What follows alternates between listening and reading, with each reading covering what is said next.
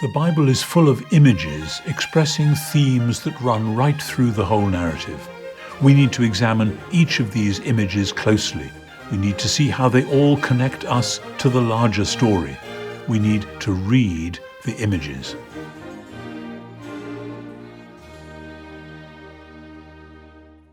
When I first heard the Bible stories being read and people talking about them, and heard mention of the temple in Jerusalem, because I'd never been to Jerusalem or seen a map or diagram or whatever, I assumed that the temple was like a large church. I knew what churches looked like. They stood there on a city street and you'd go into them and there would be worship services and music and so on. The temple in Jerusalem wasn't like that. The temple in Jerusalem was a huge compound with the shrine at one point in that compound. And the temple was not just another large religious building, as though you might walk around Jerusalem and, oh, here's the temple. Actually, Jerusalem itself was a kind of extended temple. It was the holy city. It was basically a temple with a small community around it.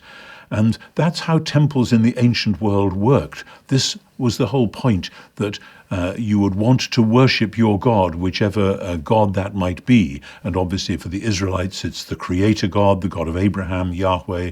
And so the temple becomes the focal point of the whole community, not just a bit of religion enshrined in one particular building. And the temple becomes, for all peoples in the ancient world, a place of sacrifice, a sense of having an obligation to the God, and so wanting to give God something which represents who you really are, a place of worship, a place of community definition. We are the people who worship in this temple, and so on. And that's true, as I say, for temples around the ancient world in general, and certainly for the people of Israel as they went to Jerusalem. But where does that idea come from in the traditions of Israel? Because, as we know, to begin with, Abraham and his family were nomads. They didn't have a city. They were wandering from place to place. But already in the stories of Abraham, we find that Abraham would build an altar to the Lord in a particular place and worship there. It's as though everywhere he went, he wanted to sanctify that place. He wanted to be able to show the God who had called him to leave his ancestral home and come to this new place. He wanted this to be the reality at the heart of his life. And so as we read the story of Genesis, moving towards the call of Abraham in Genesis 12, we find, as we saw in a previous section, creation itself seen as a temple, a heaven plus earth reality with an image at its heart, in this case, genuine human beings. The problem was that the humans failed in their task of reflecting God into the world and the world back to God. They tried to use bits of the world in order to aggrandize themselves, in order to get what they might want. So what was God going to do? Was he going to say, well, that's an end of that then? The story of Noah and the flood indicates that that was an option that God could have taken. But God is faithful to his creation. And so, despite human sin and failure and folly, God makes a way of demonstrating that judgment was indeed a possibility, but rescuing humans through and from that judgment. And indeed, the story of Noah's Ark, as scholars who have studied the ancient Near Eastern world have told us, is in a sense a temple story in itself. Here is this little ark, this little gift of God floating on the waters, carrying the people who are then going to restart the image-bearing vocation. And so we then get, after the Tower of Babel, which we'll come to in another section, we get the call of Abraham, and he goes about worshipping God from place to place.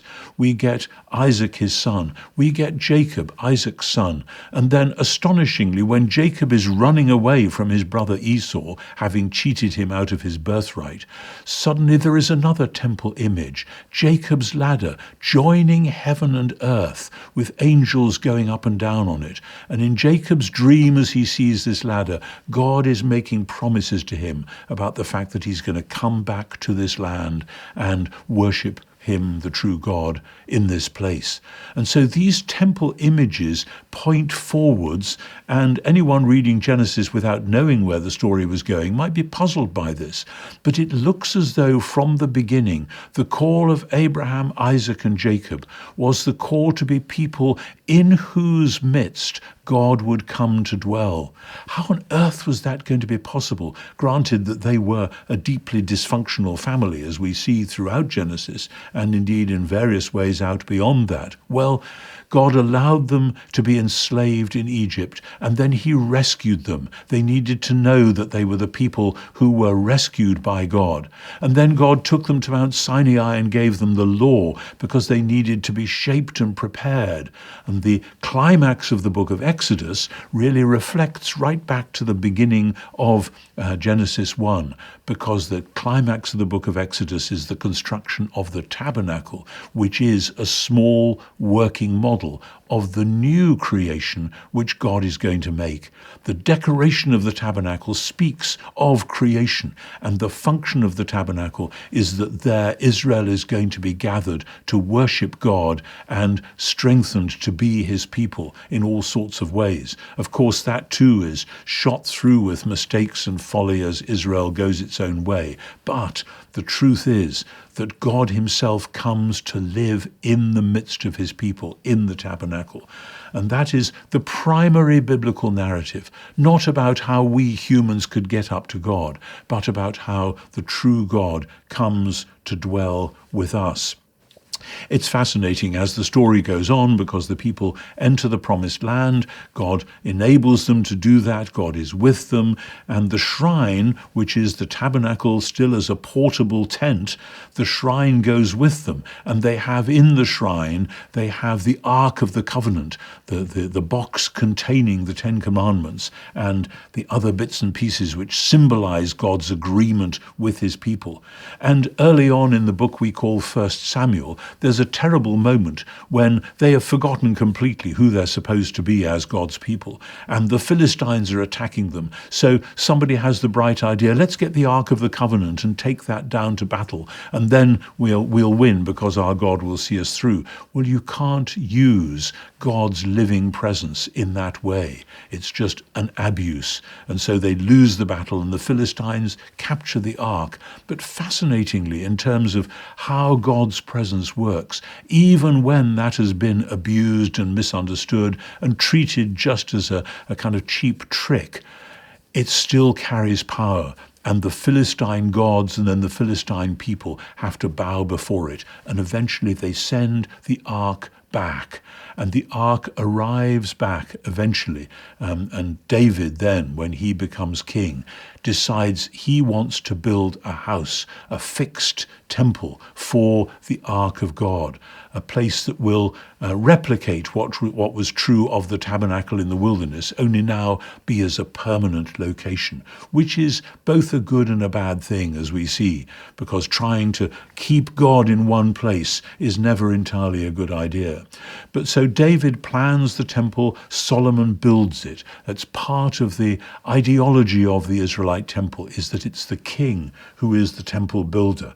But again, that can become something which people can misuse. Jeremiah in chapter 7 has to warn against people who are saying, oh, we've got the temple of the Lord, we've got the temple of the Lord. In other words, however we live, however we order our lives, whether we are worshipping God in holiness and truth, we're going to be okay because we've got the temple of the Lord. And the book of the prophet Jeremiah is how God is going to smash that temple and going to destroy it and going to allow the Babylonians to take it over and ruin it. And so the people go into exile. And the exile is one of the most formative moments, 70 years plus, in the whole story of the Old Testament. And it's a puzzle. Where is God? What's happened to his promise to be with us in person? And so during the exile, various prophets promise that Yahweh will return and the temple will be rebuilt. Ezekiel has a glorious picture of the rebuilt temple and of God coming to dwell there, like in the tabernacle in the wilderness. Isaiah chapter 40 talks about the glory of the Lord being revealed at last, and all flesh shall see it together. But the fascinating thing is, throughout the long years following the return of some of the Judeans from the Babylonian exile, before the time of Jesus, nobody ever said that that had happened until at last, when Jesus came.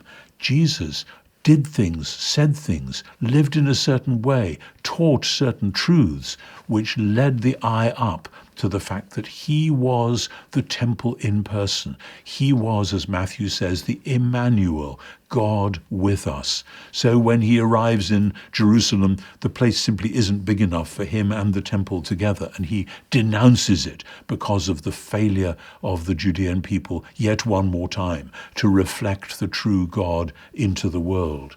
He says, if only you'd known the way of peace, which I've been announcing in my kingdom prophecy, but now you've rejected it, and so the temple is going to be destroyed, and alas, you with it. But then, as in the prophecies of Jeremiah, Ezekiel, Isaiah, and Malachi, when Jesus comes to the temple and then does what he does there, and when he then launches his new temple movement, not least in the Last Supper, which again we'll come back to later on, Jesus' death and resurrection constitute his followers as the new temple, as the place where the living God is now going to dwell on earth. So that Paul can write in Ephesians chapter 2 that you are now the living temple because God dwells in your midst by his Holy Spirit. And so this theme of the church as the new temple isn't just a miscellaneous illustration, as many people have imagined. It harks back to that whole biblical theme. This was God's promise to dwell in the midst of his people so that his love and wisdom would be reflected out into the world. That is the call that we have in following Jesus and in being given the gift of his Spirit to do in and through us what the tabernacling presence of God had done in the wilderness and in Jerusalem.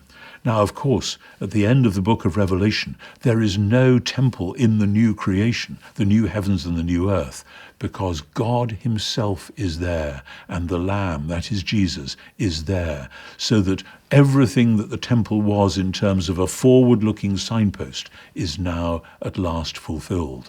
That's how this great biblical theme all fits together. Please feel free to click the link to watch the next video in this sequence.